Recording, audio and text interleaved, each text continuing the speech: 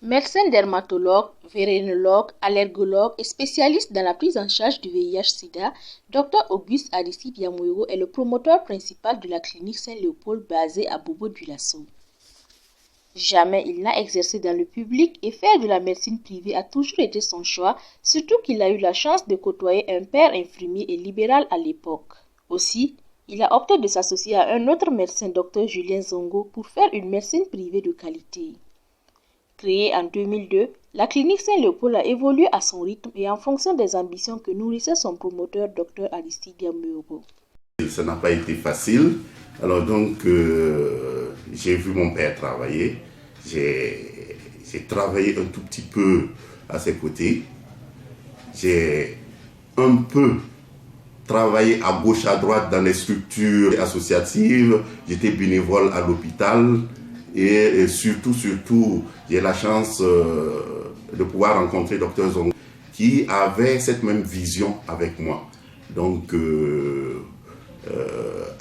sous les conseils de papa, donc j'ai pu justement me lancer dans cette activité, justement en ayant quelqu'un, un dévancier, entre guillemets, même s'il était infirmier, à pouvoir me montrer un peu le chemin. C'est vrai que j'ai eu l'opportunité d'avoir déjà un terrain qu'il avait déjà demandé en vue de transférer son cabinet. Et bon, vu son âge qui était un peu avancé, il m'a dit non, lui ne pouvait plus continuer. Et il a bien voulu mettre ça à ma disposition pour que je puisse entreprendre mon activité. Je pense que la clinique a commencé avec une seule table de consultation, un seul bureau de consultation, une seule salle de mise en observation. Donc, en réalité, c'était une activité nouvelle lorsque je me suis installé, parce qu'en ce moment, il y avait très peu de privés et les opérateurs privés dans le domaine médical, c'était généralement des médecins qui étaient soit à la retraite ou presque à la retraite, qui avaient déjà fait leur carrière, qui s'installaient. Et nous autres, comme je l'ai dit tantôt, on a commencé directement. On n'avait pas de financement, un financement quelconque pour pouvoir mener cette activité. Donc, on a dû batailler ferme parce que les banquiers ne connaissaient pas cette activité, ils ne voulaient pas s'engager parce qu'ils ne savaient pas ce que c'est que la médecine privée. Ils ne voulaient pas prendre de risques avec nous. Donc, il a fallu qu'on commence avec le peu de moyens qu'on a, évoluer doucement, faire notre bonhomme de chemin, faire notre publicité, entre guillemets, pour que les financiers commencent à nous prendre au sérieux. Je me plais souvent à montrer mon premier cahier de recettes qui date de fin 2002, où si vous le feuilletez, vous allez voir des jours où on a fait des recettes de 4000 francs. Donc, il faut dire qu'il faut véritablement être patient et sérieux dans son entreprise. Médecin et chef d'entreprise sanitaire, Dr Yamoyoro est bien conscient de cette double casquette qu'il porte et depuis le début de cette aventure, il s'est entouré de moyens adéquats pour réussir malgré les difficultés. Médecin, on l'a appris sur les bancs, on a appris à être médecin, mais chef d'entreprise, ce n'est pas aussi évident parce que nous avons appris ce métier sur le tas. Donc, je pense que c'est ça, ce côté entrepreneuriat qui est un peu plus difficile parce qu'il faut avoir certaines aptitudes pour pouvoir quand même se lancer dans le privé. On ne s'improvise pas entrepreneur. Donc, il y a en fait ce que j'appelle souvent quand je cause avec mes collaborateurs, il faut avoir le look de l'entrepreneur. Et ça, c'est savoir flairer, savoir anticiper, savoir s'entourer, savoir écouter. Et je pense que c'est ça les principales, en tout cas, orientations qu'on doit avoir en soi-même pour pouvoir entreprendre. J'ai fait un planning de sorte qu'il y a des plages où je m'occupe de la direction, donc de l'administration. Donc, pendant ces moments, je suis avec mes collaborateurs administratifs et financiers et je vois un peu dans la paperasserie. Donc, il va de soi qu'on se donne 2 fois plus. La pression fiscale, en tout cas, est très forte à notre niveau. Justement, nous nous battons tous les jours au sein de l'association des promoteurs de cliniques privées à Proclibre pour voir dans quelle mesure ça pouvait s'adoucir. Mais je pense aussi que pour discuter de ces aspects, il faut que nous, les médecins même, nous soyons soudés. Ce qu'il y a aussi, il y a que le matériel médical est très onéreux aujourd'hui. Est très onéreux. Donc, nous avons pu négocier que nous soyons exemptés de certaines taxes comme le dédouanement. Mais il y a d'autres aspects qui ne peuvent pas être exonérés. Je pense qu'il faut que nous continuions à négocier pour pouvoir avoir ces avantages de pouvoir baisser la pression fiscale. Ensuite, au niveau de la fiscalité, nous déposons tous les ans, à la fin de chaque année, un bilan financier et nous sommes imposés comme toute société. Je pense que la spécificité de notre corps de métier, de la médecine, devait faire que certains avantages soient quand même mis en avant pour pouvoir baisser cette pression fiscale. 18 ans après sa création, la clinique Saint-Léopold a réussi à se faire une place et surtout à retenir l'attention de ceux qui la fréquentent. Alors Saint-Léopold suit ma mère depuis 2002. Un suivi qui a été régulier, on dirait même pratiquement tous les trimestres. Donc ma mère venait ici, donc ma mère Sonda Stéphanie pour ses soins, donc les radios, les examens de sang, et elle a été suivie depuis ces nombreuses années jusqu'à maintenant.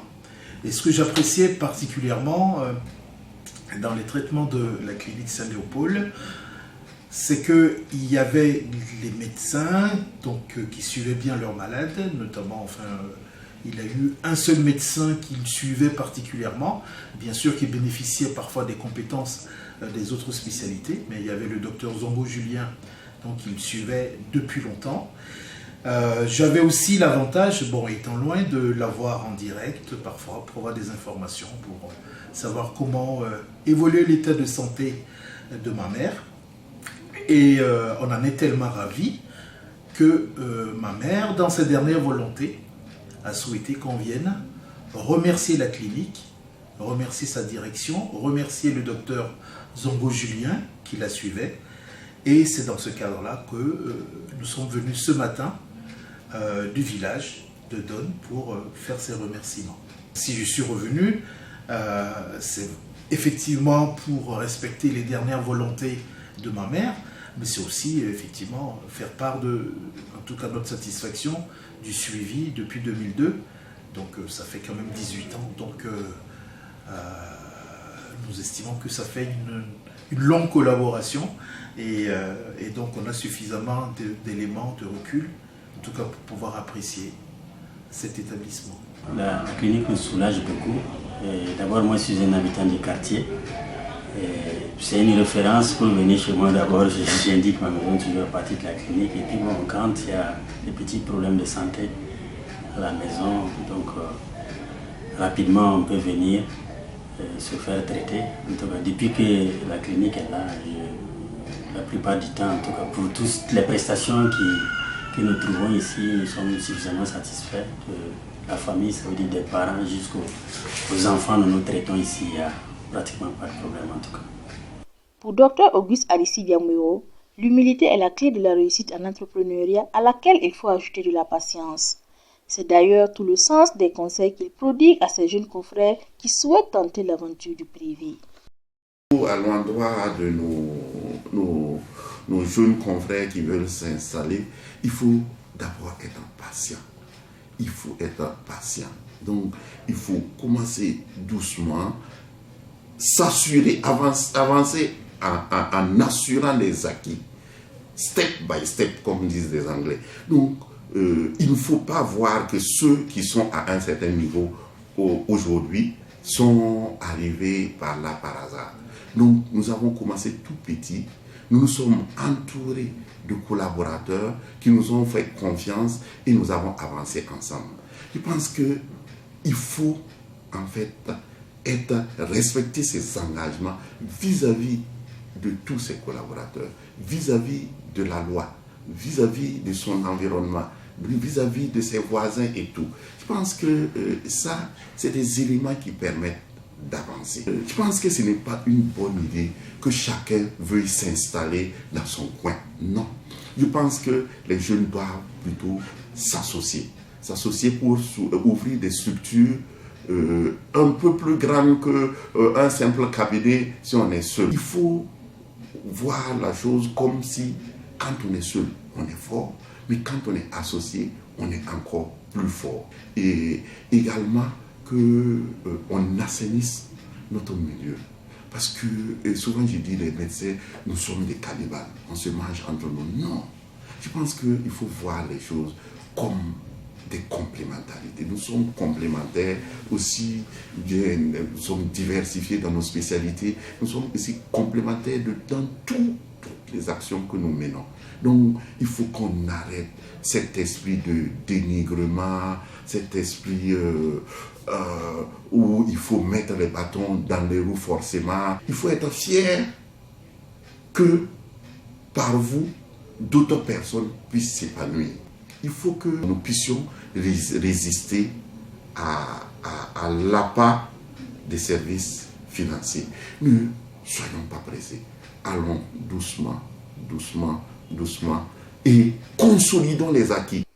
Dr Aristide Yamouego apprécie positivement l'évolution de sa clinique. De 4 travailleurs au départ, ils sont aujourd'hui 97 prestataires permanents et vacataires y compris, et ensemble ils se mettent à la disposition de la population pour une offre de soins de qualité.